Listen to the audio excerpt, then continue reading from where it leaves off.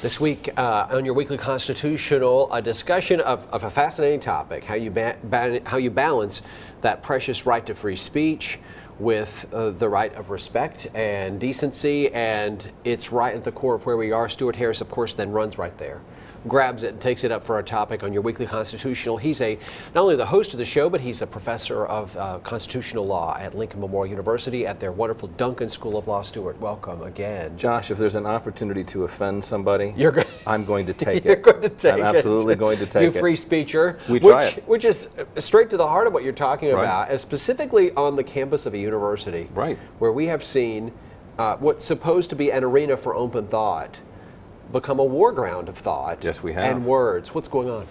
A lot of very concerning things are going on. You have pressure on public universities, especially from state legislatures, which tend to be more conservative than college faculties.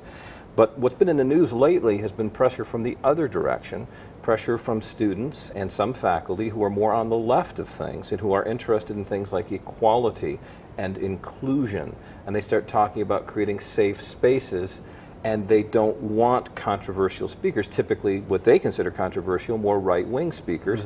And so we've actually seen violence on campus, and we've seen the students trying to shout down more conservative speakers, and even expressing disdain for the concept of free exchange of ideas. This is extremely troubling. And so those of us who believe strongly in free speech, which includes, to their credit, most university administrators and faculty, are trying to address these issues openly. And one place that's really doing a great job of that is Appalachian State University in Boone, North Carolina. They have an annual event they call Say What, where they talk about free speech on campus. And they invited me to give one of the keynote addresses there this year.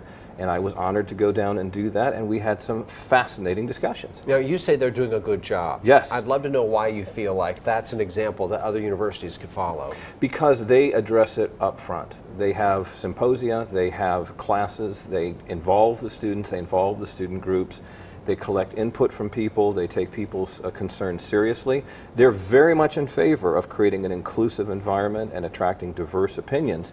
But they are always very careful not to allow that concern to shout down people who may have divergent viewpoints. In fact, they emphasize one of the reasons you come to college is to be offended, is to encounter new viewpoints that you may not agree with and learn how to civilly engage with people of different viewpoints. That takes courage. It takes courage, and it takes work, and it takes patience, and it's the essence of a democratic society. And unfortunately, I don't think we've done a good enough job training our young people, perhaps in K through 12 education, on that ideal of free speech and free exchange of ideas. So that's what they're doing at ASU, and I applaud them for it. Okay, so if you are hearing this and you're like, I'm interested in this topic, and I think it really applies. I have small kids, and I'm trying to teach them how to get out there and be bold, but not be offensive, and not be offended at everything. Not be little snowflakes. Yeah. They got to be strong. That's right. And a college campus is where that's supposed to be sort of edified. So you can then hear more about this on the program coming up at Sunday at 3, Tuesday at 8. That's the rebroadcast. It's your weekly constitutional, 89.5 WETS FM. Stuart Harris, thank you. No snowflakes. No snowflakes. Thanks.